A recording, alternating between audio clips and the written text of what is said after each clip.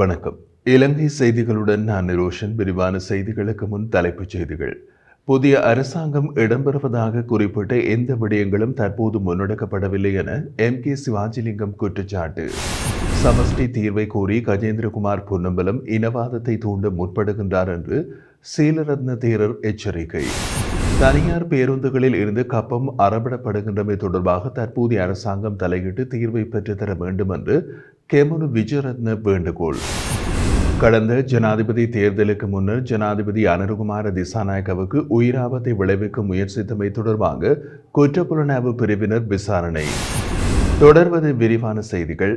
புதிய அரசாங்கம் தனது ஆட்சியிலே இடம்பெறுவதாக குறிப்பிட்ட எந்த விடயங்களும் தற்போது முன்னெடுக்கப்படவில்லை என முன்னாள் பாராளுமன்ற உறுப்பினர் கே சிவாஜிலிங்கம் குறிப்பிட்டுள்ளார். 13வது திருத்த சட்டத்தின் கீழ் தமிழ் மக்களுக்கான பிரச்சினைகளை தீர்ப்பதற்கு இந்தியா செயற்பட்டு வருகின்ற போதிலும் எமது புதிய அரசாங்கம் அதில் பெருமளவு கரிசனை காட்டவில்லை என்றும் அவர் குறிப்பிட்டார்.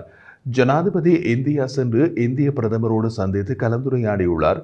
அனைத்து தமிழ் தரப்பினருடைய கோரிக்கையாக இருந்து வருவது சமஷ்டி கோரிக்கை. இலங்கை இந்திய ஒப்பந்தத்தினூடாக கொண்டுவரப்பட்ட மாகாண சபை முறைமை தொடர்பாக அரசியலமைப்பில் இருந்தும் கூட அவை அமுல்படுத்தப்படவில்லை. தற்போது இந்தியாவில் சந்தித்த ஜனாதிபதி கூட அரசியல் உரிமை தொடர்பாக எந்தவிதமான திட்டவட்டமான உறுதிமொழிகளையும் வழங்கவில்லை. அடுத்த ஆண்டு தேர்தல் நடைபெறும் என்று தெரிவித்திருக்கின்றார்.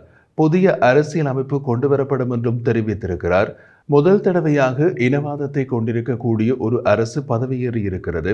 இவ்வாறு மிகப்பெரும் வெற்றி பெற்றும் கூட அவர்களது சிந்தனையில் பாரிய மாற்றமில்லை. ஒற்றுக்காட்சியை வைத்துக் கொண்டுதான் குண்டு சட்டைகள் குதிரை ஓட்டுவது போல செயற்பட்டு வருகின்றார்கள். அனைத்து தமிழ் கட்சிகளும் ஒன்றிணைந்து நமது சுயநிர்ணய உரிமையை முன்வைப்பதற்கான கோரிக்கையினை அரசாங்கத்திற்கு முன்வைக்க வேண்டும். பல உயிர் தியாகங்களை செய்த பின்பும் நாம் பிரிந்து செயல்பட முடியாது. எனவே அனைவரையும் ஒன்றுபடுமாறு அழைப்பு விடுப்பதாகவும் அவர் குறிப்பிட்டிருந்தார். இதற்கு புலம்பெயர்ந்தவர்களும் ஈழத்தில் இருக்கக்கூடிய அத்தனை தமிழ் தேசிய அணியினரும் ஒன்றுபட வேண்டும் என்றும் கேட்டுக்கொண்டார். இலங்கை தமிழரசு கட்சி 75 ஆண்டுகளை தாண்டியும் தற்போது தலைமைத்துவம் இல்லாத நிலையில் இலங்கை நீதிமன்றத்தை நாடுகின்ற நிலைமையே காணப்படுகிறது. எனவே அவர்கள் சமஷ்டியை கைவிட்டு ஒரு கூட்டு சமஷ்டி ஊடாக அனைவரையும் உள்வாங்கி முன்னோக்கி பயணிக்க வேண்டும் என்றும் சிவாஜிலிங்கம் கேட்டுக்கொண்டார். சமஷ்டி தீர்வை கோரி கஜேந்திரகுமார் பொன்னம்பலம் இனவாதத்தை தூண்ட முற்படுகின்றார் என்று ஜனசத்த பெரமுன கட்சியின் தலைவர் பத்ரமுல சீலரத்ன தேரர் எச்சரிக்கை விடுத்துள்ளார். ஊடக சந்திப்பொன்றில் கலந்து கொண்டு பேசிய போது இது தொடர்பில் இவ்வாறு அவர் குறிப்பிட்டிருந்தார். அவர் மேலும் தெரிவித்த போது கஜேந்திரகுமார் பொன்னம்பலம் இனவாதத்தை தூண்ட முற்பட்டால் நாம் சும்மா இருக்க மாட்டோம். பிறகு கஜேந்திரகுமாருக்கு எங்கு செல்ல வேண்டி வரும் என்று தெரியாது என்றும் கூறினார். கஜேந்திரகுமார் பொன்னம்பலம் தற்போது இனவாதத்தை பரப்பி வரும் நிலையில் அவர் கொழும்பில் தான் வாழ்கின்றார். கொழும்பு மக்கள் அவருக்கு துளியளவும் பாதிப்பை ஏற்படுத்தவில்லை. நிலைமை இவ்வாறு இருக்கும்போது வடக்குக்கு சென்று மக்கள் ஏன் தவறாக வழிநடத்த வேண்டும் என்றும் அவர் கேள்வி எழுப்பினார். அது மட்டுமல்ல, சமஷ்டி முறைமைக்குள் அழுத்தம் கொடுக்குமாறு கோரிக்கை விடுத்து இந்திய பிரதமருக்கு கடிதம் ஒன்றையும் அவர் அனுப்பியுள்ளார். இந்த நிலையில் கஜேந்திரகுமாரின் தேவைக்கேற்ப 13ஐ அமல்படுத்தவோ அதிகாரத்தை பகிரவோ ஜனாதிபதி நடவடிக்கை எடுக்கக்கூடாது.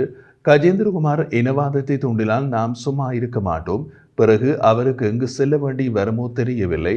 டயஸ்போராக்களின் கோரிக்கைக்கு ஏற்ப கஜேந்திரகுமார் சமஷ்டி கோரும் நிலையில் டயஸ்போராக்களிடம் பணம் வாங்கினால் பரவாயில்லை. ஆனால் இனவாதத்தை தூண்ட இடமளிக்க மாட்டோம். இனவாதத்தை தூண்டினால் நாடு முன்னேறாது. அத்துடன் வடக்கில் உள்ள விகாரங்களை அரசாங்கம் பாதுகாக்க வேண்டும் என்றும் அவர் கூறியிருந்தார். தனியார் பேருந்துகளில் இருந்து நாளொன்றுக்கு 1 கோடி ரூபாய் வரையிலான தொகை கப்பமாக அறவிடப்படுவதாக தனியார் பேருந்து உரிமையாளர் சங்கத்தின் தலைவர் கெமனு விஜயரத்ன குற்றம் சாட்டியுள்ளார். கொழும்பில் நடைபெற்ற செய்தியாளர் சந்திப்பில் கலந்து கொண்டு பேசிய போதே அவர் இந்த குற்றச்சாட்டுகளை முன்வைத்தார். அங்கு தொடர்ந்தும் கருத்து வெளியிட்டவர், கடந்த காலங்களில் பேருந்து நிலையங்கள் மற்றும் நிறுத்தங்களில் செயற்பட்ட நேர கண்காணிப்பாளர்கள் 100 ரூபாய் அல்லது 200 ரூபாய் வரையான தொகையை கப்பமாக அறவிட்டார்கள். இப்போது அந்த தொகை 500 அல்லது 1000 ரூபாய் வரை அதிகரித்துள்ளதுடன் பேருந்து நிலையங்களுக்கு வெளியில் நிற்கும் சிலரும் தனியார் பேருந்துகளில் இருந்து கப்பம் அறவிடுகின்றனர். அதேபோன்று சில இடங்களில் காலையில் ஒருவரும் மாலையில் இன்னொருவருமாக இருப்பதால் ஒரே இடத்தில் 2 பேருக்கு கப்பம் கொடுக்க வேண்டியுள்ளது. இவ்வாறாக நாளொன்றுக்கு 1 கோடி ரூபாய் வரையான தொகை தனியார் பேருந்துகளிடமிருந்து கப்பமாக அறவிடப்படுவதோடு தற்போதைய அரசாங்கம் இந்த விடயத்தில் தலையிட்டு இதற்கு ஒரு தீர்வை பெற்றுத்தர வேண்டும் என்றும் கெமனு விஜயரத்ன வேண்டுகோள் விடுத்துள்ளார். இலங்கையில் இடம்பெற்ற கடந்த ஜனாதிபதி தேர்தலுக்கு ஒரு நாள் முன்னதாக ஜனாதிபதி அனுரகுமார திசாநாயக்கவை படுகொலை செய்ய முயற்சித்தமை தொடர்பாக குற்றப்புலனாய்வு பிரிவினர் விசாரணைகளை மேற்கொண்டு வருவதாக நீதிமன்றத்தில் தெரிவிக்கப்பட்டுள்ளது. ரகசிய போலீஸ் விசேட புலனாய்வு பிரிவினர் நீதிமன்றத்தில் உண்மைகளை அறிக்கை செய்துள்ளார்கள். சம்பவம் தொடர்பாக கண்டியில் உள்ள முன்னாள் போலீஸ் அதிகாரி ஒருவர் வழங்கிய தகவலின் அடிப்படையில் விசாரணைகள் மேற்கொள்ளப்பட்டு வருவதாகவும் கூறப்படுகிறது. குறித்து போலீஸ் உத்தியோகத்தரிடம் வாக்குமூலம் பெற்றுள்ளதாகவும் குற்றப்புலனாய்வு பிரிவினர் நீதிமன்றத்தில் தெரிவித்துள்ளனர். ஹைபிரிட் வாகன இறக்குமதிகளின் போது அவற்றின் இயந்திர திறனின் அடிப்படையில் வரி விதிக்கப்பட்டால் அது நுகர்வோர் மற்றும் அரசாங்கம் இருவரையும் திருப்திப்படுத்தும் என்றும் நாட்டில் வாகனங்களின் விலையும் குறையும் என்றும் ஜப்பான் இலங்கை வணிக சபையின் தலைவர் ஜகத் ராமநாயக்க கூறியுள்ளார். ஊடகங்களிடம் கருத்து தெரிவித்த அவர் ஹைபிரிட் வாகனங்களை பயன்படுத்துவதில் உலகளாவிய போக்கு அதிகரித்து வரும் அதே நேரம் பெட்ரோல் அல்லது டீசல் மூலம் இயங்கும் வாகனங்களுடன் ஒப்பிடும்போது ஹைபிரிட் வாகனங்களை இறக்குமதி செய்வதற்கு தேவையான அந்நிய செலாவணியும் குறைந்த அளவில் தேவைப்படுகிறது. இந்த நிலையில் அரசாங்கத்திற்கு நிலையான வருவாய் ஓட்டத்தை உறுதி செய்யும் வகையில் இயந்திர திறனின் அடிப்படையில் வரிகளை விதிக்கும் அதே வேளையில் பயன்படுத்தப்பட்ட அல்லது புத்தம் புதிய வாகனங்களை அரசாங்கம் இறக்குமதி செய்ய வேண்டும் என்றும் ராமநாயக்க முன்மொழிந்துள்ளார். இதேவேளை சுமார் 5 வருட இடைநீக்கத்திற்கு பின்னர் 2025 பிப்ரவரி 1ஆம் தேதி முதல் தனிப்பட்ட பயன்பாட்டுக்காக மோட்டார் வாகனங்களை இறக்குமதி செய்ய அனுமதிக்கும் அரசாங்கத்தின் முடிவையும் அவர் வரவேற்றுள்ளார். இலங்கை அரசியல் மட்டத்திலான கல்வி தகமைகள் தொடர்பில் அதிகமாக பேசப்பட்டு வரும் நிலையில் ஆளும் தரப்பு மற்றும் எதிர்க்கட்சிகளின் மட்டத்திலும் கல்வி தகமை சர்ச்சையினை ஏற்படுத்தியுள்ளது. இந்த நிலையில் நாடாளுமன்ற உறுப்பினர் நாமல் ராஜபக்சவின் சட்டக்கல்லூரி பரீட்சைக்கு தோற்றியமை தொடர்பான சர்ச்சைக்கு தீர்வு காணப்பட முடியாது என்று தெரிவிக்கப்படுகிறது.